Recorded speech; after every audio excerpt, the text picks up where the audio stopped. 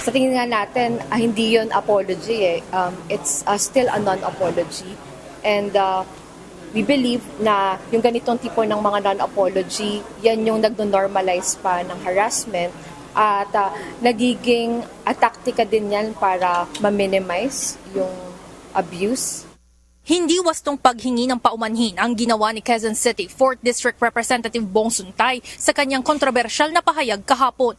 Ayon kay Gabriela Women's Party List Representative Sara Ilago, ang paraan ng paghingi ng dispensa ng kapwa kongresista ay pagpapakita pa rin kung gaano kalalim ang kultura ng pambabastos sa mga kababaihan. But kung may nasaktan, humihingi tayo ng dispensa. Kay Miss Ann Curtis rin, kung nasaktan siya sa sinabi, there was, ulitin ko, there was no malice intended at tayo humihingi ng dispensa sa kanya. Pero, well, totoo yung, it was a fictitious situation na aking ginawa. Isa lang ang totoo doon, yung sinabi ko ang ganda-ganda niya dahil talaga naman maganda siya. Kahapon, inihalin tulad ni Representative Suntay ang kanyang hangarin at imahinasyon sa isang sikat na aktres sa mga sinabi at reaksyon ni Vice President Sara Duterte sa gitna ng galit na itinuturing ng ilan bilang sedition at destabilization. Giit ni Suntay, hindi makukonsiderang impeachable offense ang mga sinabi ni VP Sara dahil hindi naman ito aktwal na ginawa. Ngunit hindi tinatanggap ni Ilago ang paliwanag na ito ng kapwa mambabatas. No full acknowledgement of the inappropriateness and sexism within those remarks. It's still a non-apology.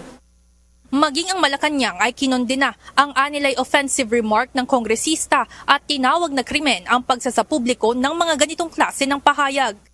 Pero pag ito'y ibinulalas niya at ipinagmalaki sa publiko ang kanyang pagpapantasya sa isang babae, this is definitely a sexual innuendo. Hindi po ito masasabing walang krimen.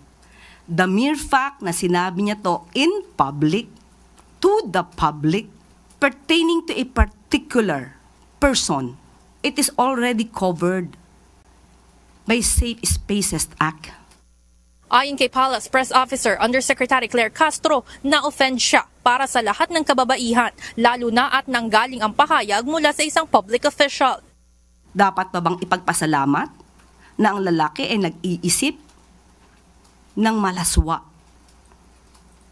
sa iyong pagkababae? Nagkataon lamang siguro na siya ay nakasuot ng isang suit, nakaharap sa isang mic, at may titulo bago sa kanyang pangalan. Samantala, ayon kay Congressman Ilago, pinag-aaralan nila ang iba't ibang opsyon upang hindi na maulit ang ganitong klase ng aksyon sa loob ng Kamara.